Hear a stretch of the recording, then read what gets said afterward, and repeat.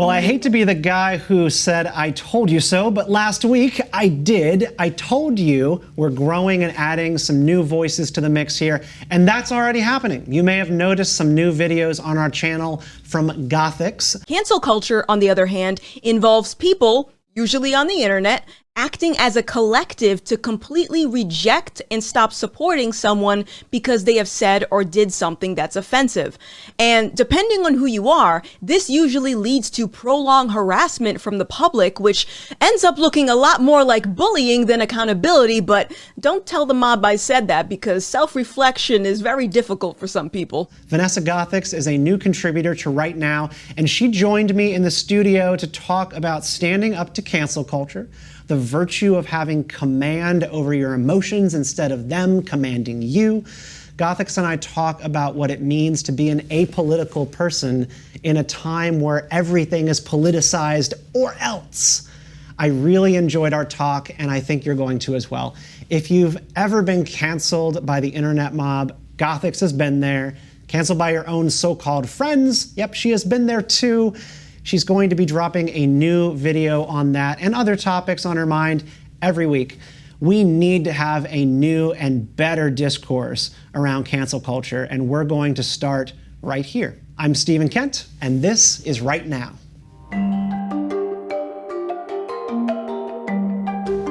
You've been in DC for a couple of days now. You not impressed? I saw you talking trash about our good old town on Locals. So I've been in DC for just one day, and the aroma, it's a very unique aroma. It's like a combination of cannabis and farts. That is smugness. Okay. I think that's just the disproportionately high incomes of the area mixed with crippling poverty and a sense of superiority. Got it. All right. Also the trash. Okay, Yeah. and you're just used to this? So I'm not too used to, I don't come into the city that much, which I am very grateful for. I live a little bit outside, but I like DC a lot more than New York. I mean, New York to me is exactly what you're talking about, Yeah. but mixed in with like actual toxic waste. Yes. Everywhere that you step, and trash piles super high. I feel like DC is a pretty darn clean big city. Yes, I did notice that. It's very, it's immaculate over here. Well, I won't go that far, but it's pretty clean. So it's like, they kind of just put a beauty filter over, but I can still smell it. The gardening here was, I was just walking in this morning and I was like walking around and I was like, all right, we have like a really big homelessness and trash and litter problem in this city, but my goodness, they do wonderful on the beautification side of things. The flower beds are immaculate. Yes, yes, yes. So you came down from Rhode Island, your home. Really happy to have you here in studio with us here at Right Now. This is a really exciting moment.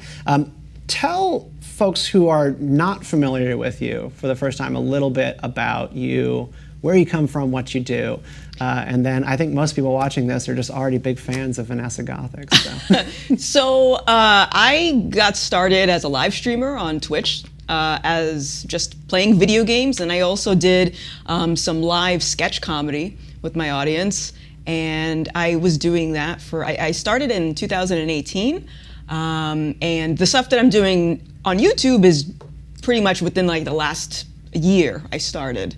But so yeah, this is definitely different from what I'm used to. Yeah, I mean, it's a big transition. You started on Twitch, and Twitch, known for video game live streaming, also has like a huge element of political talk and just sort of stirring the pot that goes on there.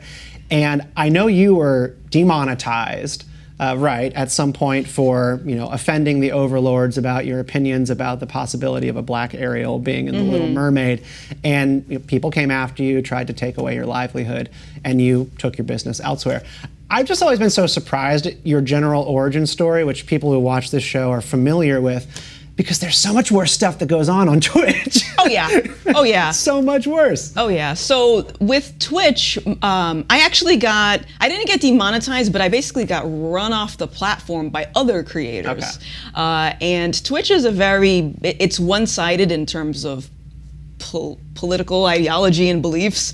Most people on there are left-leaning, very woke at times. So the people that are more conservative or don't subscribe to that don't really have a voice, because that's not acceptable. It's yeah. So I got canceled by other creators because of when The Little Mermaid, I guess Disney announced that The Little Mermaid was going to be a live action movie, and they said, okay, Ariel's going to be black. And I said, well, that's weird. So when I went on Twitter and I saw a lot of live streamers, calling people racist over people having like a different opinion for the casting. And I said, that's not right. That's not, there has to be a reason you call someone racist. Not liking the casting is not a good reason. So I said that, I vocalized my opinion on that, and that was translated into me being anti-black. And yeah, that's pretty much how it started. I was just vilified as just hating black women and being anti-black and hurtful towards the black community. That does not seem very intuitive. It was not intuitive at all.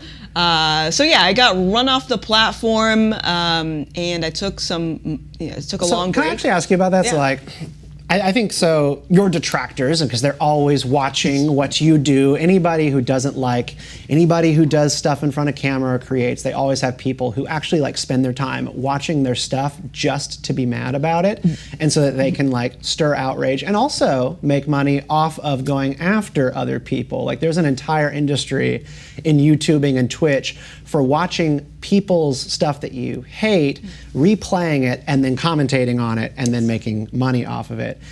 I think people who follow you and sort of like hate watch your stuff are probably saying to themselves, well, obviously she has not been canceled, because here she sits. Yeah. She is still here. They want you to just be gone. How do you think about the idea of like cancel culture mixing with like, there is a huge ability today to rebuild new things and continue to be present? Because I think that's the tension there, is like, there are so many people that I can think of who were canceled in 2019 who still have, lively careers, and they're still here. So what's the tension there? So you can't, I like to say you don't consent to the cancellation, because the thing is when you ask people, what is it you're looking for when you participate in these mobs? Like, because when you say, oh, Gothix is not canceled because she has a big following or she's still doing these stuff. So what are you looking for when you say someone's canceled? What is it? Do you just want them to lose their income? Do you want them to lose their, They want you to donate all of your stuff to charities and be dead. Like, they just want you to be gone. Well, that's not going to happen. That's what they really want. They won't say it. Exactly, yeah. And I have, it's interesting because when I started to make the transition over into YouTube, a lot of my previous networks and my audience who vilified me as being this anti-black person, they still watch my content. And I know this because they'll make videos and they'll commentate on it and stuff like this. So I think it's interesting because if the mob sees that someone that they're canceling doesn't get canceled and they end up getting more successful, it almost becomes like an obsession for them. Just like keep tabs on Gothix and see what she's doing and commentate a play-by-play of what she's doing going forward, and it's really weird. Little do they know that helps drive people's success in many ways. And like this is the thing about cancel culture that is so scary. But it is also like the way to beat it is you have to find your people. Yeah. And I worry so much for the people who don't have followings, who then people come after them. Like the New York Times has now gotten into a habit of just like covering incidents of like racial slurs by high schoolers, writing stories on them, and then making sure that kids don't go to college. I can't remember the name of the story, but it came out last year where they did exactly this, and they got somebody's college acceptance revoked by doing a story about, sort of casual racist slurs thrown around in high schools. And those people don't have recourse, but like creative types and people who are social media savvy can find their people, and they can get them to come to their defense, build castles in opposition to cancelers, and then just like the constant attention from the people who want to destroy you. It's got to be stressful, and it makes it hard at times, but it is part of how the entire ecosystem is built, like off of opposition to that thing. Yeah, I mean, it is very stressful, and it just kind of comes with the territory. And I do feel for those people that don't have that following to sort of bounce back. But I hope that with, people like me and content creators can sort of, get things in motion, because I think overall most people are sick of cancel culture, but a lot of people I feel don't have the courage to push back against it because no one wants to get canceled. It's everywhere. I was doing a media training, so one of the things I do for my regular day job is I'm doing media trainings and sort of like PR stuff and coaching, and I was speaking to this group of young, sort of like college age conservative women who are starting internships here in the DC area. So they're all just now exiting high school. And a lot of them had to give speeches in our public speaking class that I was working through them with on their high school experience and how they became conservatives. Every single one in this group of about 15, 16 young women talked about being canceled in their high schools or on their campuses, and told horrific stories of their campuses or their classmates or the administrators going after them for simply not spouting sort of wokeisms and the right language and words. And it was, these were like Asian girls, these were black girls, these were white girls, like everybody is afraid of this. Mm-hmm. Everybody has that word on the tip of their tongue, being canceled. And that there is the evidence of the problem. There is a fear and a chilling sort of thing going on right now where people feel like they have to say certain things. Because what you're talking about, I think on like the Twitch side of things, is everybody says these right words. They say marginalized people, people of color, listen to POC. Yeah. And if you say those things, it's like a cover. It's letting people know I am with you. Mm-hmm. But if you're not saying those things and you're just doing gaming and you're just talking about the latest, I don't play much anymore, but the latest Call of Duty, and you're only doing that, then it's like a signal that you're against it because you're not talking about it. And that's like what it means to be conservative in some ways today, is like opting out of that dynamic. Do you see that? With the conservatism, I'm not sure. It's like the conservative ethos. I feel like people who are finding their way drifting towards being conservative, they just find themselves like in opposition to the other thing. Yeah. No, I think you're right. I think you're right about that. Because there really isn't, I don't even know what category you would classify people as, but there really isn't much. It's either you're with them or you're not. And it's, I don't know. It seems like a cult. So what came before streaming for you? You did Twitch, you started that in like 2018.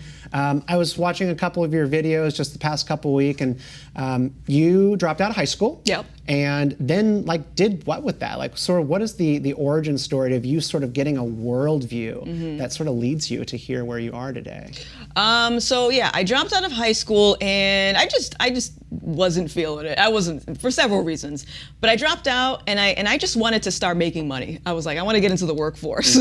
And I started just doing some like temp jobs, mostly customer service. Me too. And I think, honestly, it should be a requirement for people to do a few months in customer service, because I think it humbles people and it kind of teaches them how to speak to one another. Because I find lately nobody wants to talk anymore, and nobody knows how to do conflict resolution and stuff like that. So and just also like put themselves in the shoes of other people to solve their problems. Yeah. And like what you said, like being humble. So I worked in hospitality after school. When I finished school in political science, I was like, well, I'm going to go work in a legislature and be a legislative aide or something for a senator, and it just didn't happen. I found myself on the outs, and I was like, well, I need a job. So I started working for Hilton, and I did hotel management for 2 or 3 years, and I loved it. I really did love it. Call center is probably like another level of like really having to be in the zone on customer service, but being able to like hear somebody is upset about a thing and then being empowered to be the person who solves it, I liked that a lot. That gave me a lot of drive on a day-to-day basis, but that's just me. See, I can't agree with you on that. I hated my job, but it helped me build up, it helped callous my mind and help me build my patience when I deal with people, because you need a lot of patience in customer service. But yeah, I did that, and when I was working at a call center, I tried to apply for a supervisor role, and they said no, and they said because I looked like I wasn't interested in the job, which is very odd. I applied for it. Of course, I want it.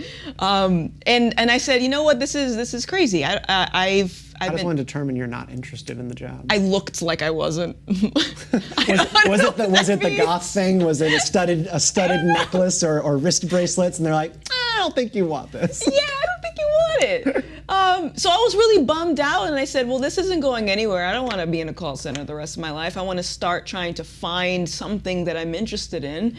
And I had a coworker at the time tell me about Twitch. She said, you can make money playing video games. I said, all right. Really? All right, let's do this.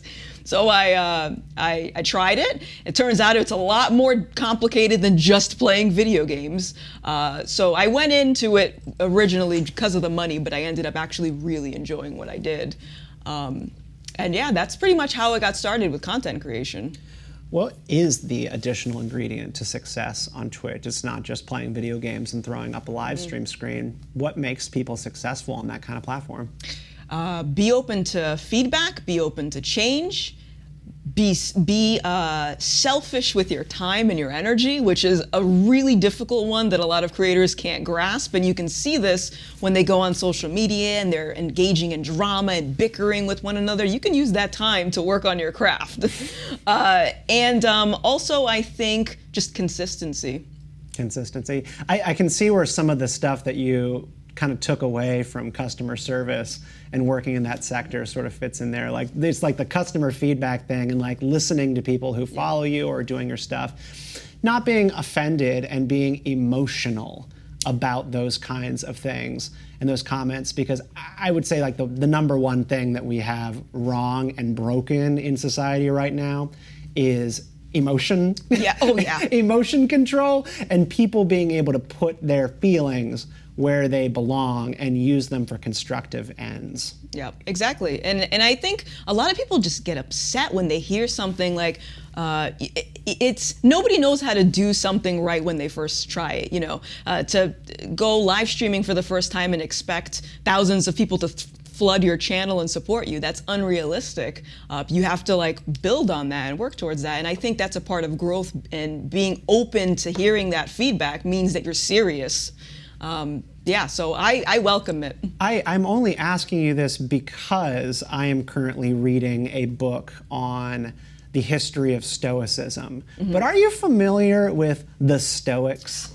I only recently heard what that means, Yeah. and that's because I get comments saying that I'm stoic. Yeah, well, people say that you don't emote enough, right? That, yeah. You just plain face kind of when you're doing your monologues for your channel and just telling it like it is, but like not feeling. Yeah. And I've seen you kind of smack that down before. It's just like, no, I just have discipline. Yeah, I cry.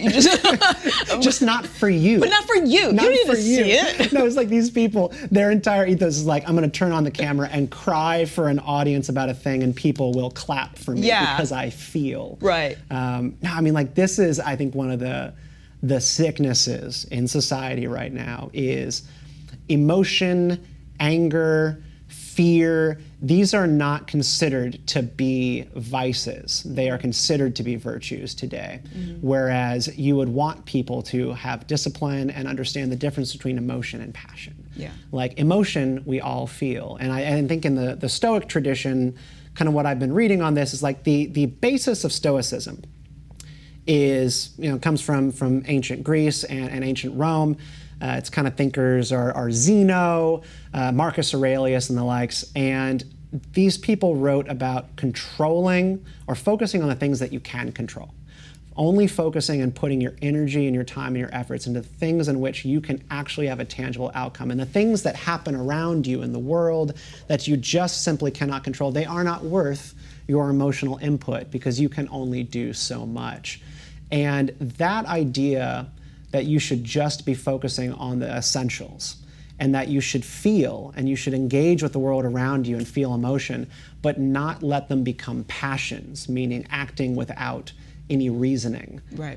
That is the thing that we are supposed to be avoiding. And people will call that like being Vulcan or something like that, and just being like, unempathetic. And that's just entirely incorrect. Right. It's very incorrect. And to be fair, my emotional discipline was not like this, especially when I was back on Twitch. I think it took just rounds of me being canceled to kind of build up this tolerance to be able to separate this sort of emotion. But no, I think it comes down to just like prioritizing, like what is it you're working towards? So a perfect example is cancel culture. What is your goal? And do you think that canceling someone is helping you achieve that goal? If the answer is no, then maybe you shouldn't do it. What do you mean by that? So like when people engage in this, what do they think that they are trying to get? Because I mentioned earlier when like they just want you to like engage in like voluntary reparations. They just want you to give away everything that you have. What do you think that they are coming for in those scenarios? I don't think they're coming for anything. I think they're acting on emotion, and they're trying to do something to satisfy that emotion. Because I've never gotten a clear answer. They'll say accountability of like, who are you? And that's what I like to emphasize, because I think it's very troubling that random strangers online think that they have authority. It's weird. In kind of going back to the Stoic tradition, like in that way of thinking, there are emotions that are considered to be good, and you're supposed to reject the idea of sort of like pleasure and self-satisfaction. Joy is a positive virtue. Pleasure is a negative virtue. You should be living from joy to joy to joy. But if you are basing your happiness around satisfaction, that is like what cancel culture is fueled off of. Because getting into a mob and like joining with other people to go after a witch, like that is a personal vanity project for people to make themselves feel better. Right. And then, and it becomes very obvious too at the end of a cancellation, if you were to compare, what the original issue was that warranted this cancellation versus how the cancelers handle it. Sometimes the cancelers, their behavior ends up being worse than the original thing that they were going after the other person for. Yeah, they straight up just engage in bullying. Yeah, it's bullying. Call it accountability. I don't understand the cognitive dissonance of how they blur those two lines and don't see themselves in some sort of villain role. Yeah, I think it's because of the wordplay. If you say accountability, it sounds okay. It's like, oh, it's not bullying because I'm doing a good thing. They're not thinking about the consequences of thousands of people also doing the same thing. So you kind of considered yourself, I think, apolitical, right? Like you would like politics to not be the center of life and existence. It inevitably is. You've switched over from Twitch to YouTube, and you're doing social commentary now. A lot of the stuff that you talk about is pretty conservative in its ethos. Like, I get the vibe throughout that you've kind of found conservative thought. Do you think that is true? And where have you started to sort of, look for conservative thought and opinion? As somebody who just came from gaming, because political science nerd over here, like, I've read the great works of political science and classical liberalism, but nobody cares. Nobody cares. They would much rather hear from somebody who just is a video gamer and also would like people to leave people alone and be nicer to one another. It's really it. Like, that's really, really it. I don't like to get too involved in politics because it's draining. That's very good for you. It's very good for you. And to be honest, it's boring, but I have to because you can't escape it, and it's infecting everything. But I can't even say that I've developed more of like conservative thoughts. I think I've always kind of had a baseline. I've just never really expressed it because society kind of conditions you to only speak about, good opinions and good thoughts. And I've just been conditioned to be like that when I started streaming on Twitch. And I'm trying to unravel that behavior now, because I don't think it's right that if you have certain views or certain beliefs, you have to be quiet. That's not fair. I saw you doing repping Thomas Sowell a couple of weeks ago. Oh, yeah. So, philosopher and political scientist. Recently discovered him. Recently? How did you come across Sowell? I actually watched the Uncle Tom documentary last year, and then I'm like, who is this guy? No, he's got some great books. One of the ones that influenced me that I had read was The Quest for Cosmic Justice. So this is a book from a couple of decades that he wrote about the faulty pursuit of utopia, basically. I mean, just that you can't have a perfect world, and that there is always going to be tension between sort of ideologues and activists in the pursuit of making the world a perfect place, which will always require smashing a couple of eggs across the way. And hopefully those eggs are not people, and they typically always are. But then that there's instead just trade-offs. Yeah. Real life is just trade-offs. You can't build the perfect world. Yeah, and that's what I love about Tom, because I believe that too. There is no utopia. And I think especially when we think about things related to like racism, because that's a big topic. It's really frustrating to see people think that they can eradicate racism, just get rid of it, and the manners that they're doing. There's only trade-offs. When you were younger, did you think you lived in a post-racial society? When I was younger, I don't. Yeah. Not really. I feel like it's like one of the quirks of the 90s and the early 2000s. It was sort of like in the air at that time. Like that was sort of one of the things I felt like things were not great. Things were obviously imperfect, but there was this moment of, I don't know, just like kumbaya and calm, I feel like, in the culture. And you didn't start to see that fully manifest until Barack Obama's election. And then you just would have this joke, and I've mentioned it a couple times on this show, where like Stephen Colbert, on the old Colbert Report on Comedy Central, would do his Bill O'Reilly impression, and he would always have this shtick about how he doesn't see color, sort of making fun of the ethos of colorblindness. And I didn't really get the joke when I was younger. But now I do, because the left has finally caught up with the idea that colorblindness is a joke, that you can live in a colorblind society. When I think most of us, we want that to be our existence. We want people to judge us based on the content of our character, not on the color of our skin. That's just gone right out the window. Yeah. I always talk about the 90s and how much relaxed it was, and I've never encountered any type of racism. I've never had people judge me on my skin color until last year when it's anti-racist, and that's the only time I've heard of racist stuff. Never gamer boys can be pretty bad. I'd be surprised if you never got any. That's like the initiation. If you're a gamer, you kind of go through that and you're used to it. Is that okay? It's not okay, but I don't take offense to it, because I'm like, I'm never gonna see you again. I'm not gonna see you at all. You're through the mic. Yeah, I mean, I just kind of love what you bring to the table, and it's one, the goth thing, because like I identify as a grown-up goth who just wants to be my true self, but no one will let me. And you're just doing your thing. Yeah. And to me, like, it is the vibe of so much conservative energy today is counterculture. It is countercultural to be on the right today. And I came up in the punk scene in college and a couple of the years after, and it was just naturally a leftist environment. The tradition of punk rock music is, of course, mostly anti-establishment, like it kind of comes from the anti-Reagan and anti-Nixon years, and like that's sort of where its roots are, even though the Ramones were notably half Republican, half Democrat, and it got them in trouble a couple of times. I didn't know that. Yeah, no. So, so the Ramones were a nice split band. But like, there is nothing in the left today that seems countercultural to me. Like, they've got Barclays and JP Morgan on their side, and the Pentagon, and they call themselves like revolutionaries and radicals.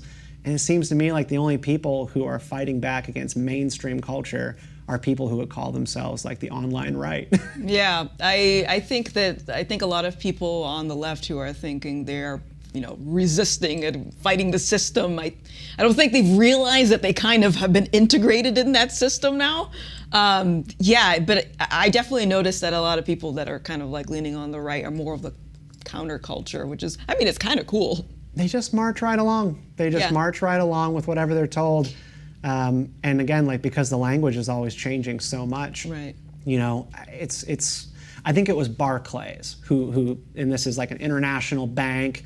They are incredibly unethical and have a long track record of hurting working people.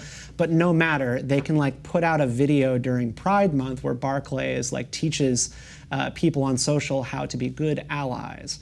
And their video basically says that it's okay if you don't understand the words that you're saying, or if it's okay if you don't understand the experiences of people in this, that, or the other part of the LGBTQ community, but we say these things to be good allies. I was like, you're telling people to say things that they don't understand. Mm-hmm.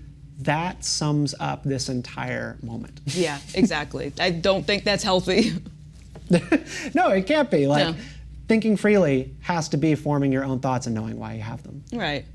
And then also the thing with allyship, it's very one-sided, because I challenge that a lot on my channel, where I'll collaborate with people from the LGBT who, you know, thought-wise, they have more of like a right-leaning sense, and these people, they don't. When you say allies, they're talking about allies for people on the left, not the people on the right. So I think I would love to just highlight more diversity of thought to challenge those ideas, because when they say allies, it's not allies for the whole group. Why don't we kind of like change the culture? I mean, because I think you're doing a really good job at finding an area in which there's a lot of cultural tension. We're both exhausted by the culture war, but we also participate in the culture war, and participating in the culture war fuels it. It's why it keeps going. And it just is unclear to me, like, where is the off-ramp for any of this stuff? How do we actually create sort of a disarmament between the left and the right, where we go back to live and let live? Yeah. You know, leave me alone. This is the problem that I don't know how to solve. And I feel like people like you are part of the solution, but it's so easy to get sucked into the vortex of it all. Yeah, I still struggle with this too, because I'm curious how this is all going to play out.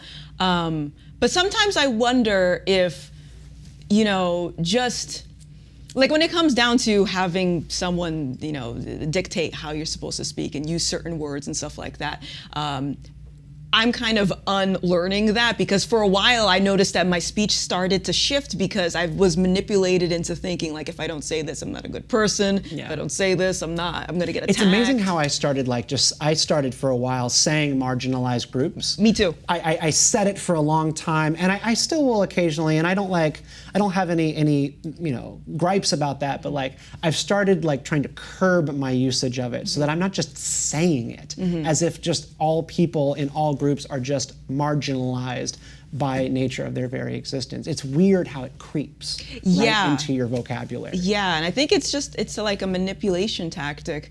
And I think, well, at least the thing that's been working for me is I'm just very upfront about how I feel. Like, for example, the word marginalized, I look at that as, you know, you're putting yourself down. When you say you're marginalized, I'm like, why would you say that about yourself? And I try to simplify things with people that would normally get upset. So if I say, like, you know, why would you call yourself marginalized? And someone says, why would you say that? You know, you're being insensitive. I'll try to simplify it, and I'll try to be calm so they'll know that I'm not a threat. Because I think a lot of the times when the woke sees that someone doesn't subscribe to their ideology or their language, they take it as offense. And it's like, no, we just have to accept that not everyone is going to subscribe to how you think. We can still all coexist. And I think it's just going to, for the people on the counterculture side, there's a lot of patience that needs to go into it, and just a lot of, you know, understanding, I guess, instead of just like being angry and aggressive, and then you're just gonna butt heads and nothing's gonna. Yeah, I mean, the anger part of it is huge for me. So I'm working. My sort of like corner of the internet that I run in is Star Wars Twitter, and that's my ecosystem. Where I think you've probably got a very different ecosystem on YouTube, and it is all-out culture war between sort of really angry, apolitical Star Wars fans who are actually sort of conservative in their politics, or at least in their attitudes about life. And then there's sort of the progressive wing.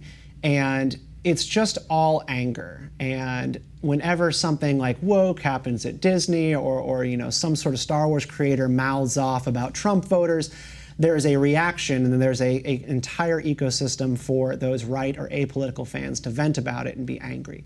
And the incentive is to participate in all of it rather than stand up and say, hello, everybody, you are responsible for your own feelings, and you don't have to be angry. You could just let this thing go right over you and not feel anything about it at all.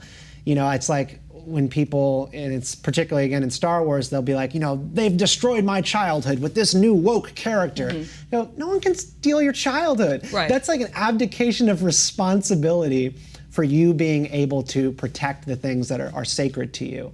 I think that is really important. There is a personal responsibility aspect of fighting against this culture, because the culture is all about feeling and engaging and just letting your emotions fly at all times. The best way to resist it is to take a deep breath and say, you know what? Actually, I'm going to think about what you said and not react. Yeah, exactly. And I think, you mentioned like media in particular is just getting saturated with wokeness. My boyfriend is a big comic book fan, and comic books are just getting destroyed right now. And after a while, it just keeps happening. It's like, okay, we're not going to get upset about this. Let's brainstorm. What can we do? Can we start our own comic? Can we do our own channel? Like, what can we do to fight this? I keep going. I always am laughing about one of the more recent versions of Captain America. I don't know if this is the Ta-Nehisi Coates one for sure, but I looked at the panels, and so this was Captain America was like fighting some sort of like big shirtless white guy or whatever in the new editions of the comics, and he had his boot on Captain America's chest, and he was raging at Captain America and pointing a gun at him for sort of like participating in this globalist cabal that's allowed immigrants to run roughshod over the country and destroy his culture. And Captain America is like, but I too was a child of immigrants. And it was just like this writing that it just sort of, you could imagine just sort of this liberal in Los Angeles just sitting back and writing a speech and then putting it into Captain America. Instead of like writing compelling dialogue that like gives you the same impression. That is not a talking point that you just see thrown around on MSNBC every night. It just sounded shoehorned. And then the guy fighting Captain America has a tear trickle down his eye, and he just goes, come on. He just goes, what? You are a child of immigrants? I was wrong. I'm so sorry. And I think about it all the time as like the worst example of how comic book writing has just gotten to be platitudes. And I think that's part of the problem. That's the frustration, and it's real. Oh yeah. I've got nothing to say about that. It's terrible. Well, so I just, to round out, I do want to ask though, because when you were talking about sort of standing up to these people, like, where does that come from for you? I mean, was this your parents? Did they raise you to be this way? Did you find this along in your own journey? Because it's a hard thing. I found it. Like I said, I've been canceled multiple times, and each time it happened, I think I learned something new. And I think it was just the realization that not everything is how it seems. I've been canceled a lot by people that I thought were my friends, people that I went on vacation with, went out to dinner, and it really hurt me. But friends? Yeah, friends. But it taught me something about that. So I think that it was just that kind of conditioning, and it kept happening. And I said, okay, well, if this is happening to me, it's happening to a bunch of other people. And if we all just keep bowing down to the mob, nothing's ever going to change. So I would love to see a new but just like push back against cancel culture. And I think it's going to take some people to just say, I'm ready, whatever. Because at the end of the day, if you get hit by the mob, like with me, I know nothing can happen to me.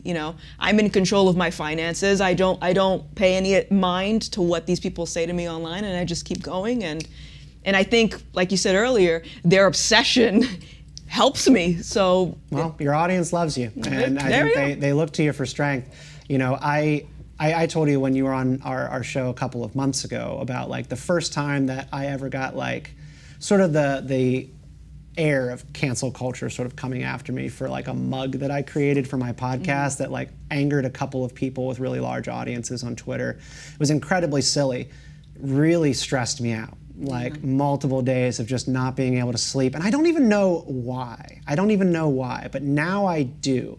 And it's from watching people like you step up to the plate on these people and not take it. And have that attitude of not apologizing for something that you shouldn't be sorry for. And being authentically yourself. People are drawn to that, and they want to see people put their shoulders back, put their chin up, and say no. And that's what we're missing. And I just want to thank you for leading the way. And you're going to do that on this show. You're going to be contributing to the channel, the Cancel This video series. I'm excited for it. What are you going to do on the Cancel This series that kind of like stands apart from some of the stuff you've been doing recently? Is it going to be like covering cancel stories that happen on a week-to-week basis? Or giving people the toolkit for survival, or both? I'm going to do all of the above. I want to tackle cancel culture from different angles because I think people only hear it from one perspective, which is, this is just accountability. And like, no, I want to hit this from every angle so I can get society to understand like this is a tool that we don't need. It creates more problems, and I'm going to show you that. Yeah, well, every week we do like to end on some good news. I think for me, like the good news is that you are joining this channel once a week to contribute the Cancel This video series. Really excited to have you be part of the family here right now. It's going to be fun. We're going to be building and growing a whole lot in the months to come, and you're just the start, and it's an exciting time. Anything else good going on in your world that you want to share? Well, let's see. I have an opportunity to, I might be starting to go on college campuses to speak to students. Yes, this is very different from what I'm used to, but I guess my voice is needed on the campuses, so we'll see where it goes. Do you have any details about that? I don't really, not yet, because this is all happening so fast. Yeah. But yeah, I'm really excited to try. I've never done public speaking before, but I'm ready. Let me know if I can help you. That's something that I do on the side as well, is help people get ready for stuff like that. So I look forward to seeing you out on the circuit. Vanessa Gothix, it's been nice having you on. Thank you for having me.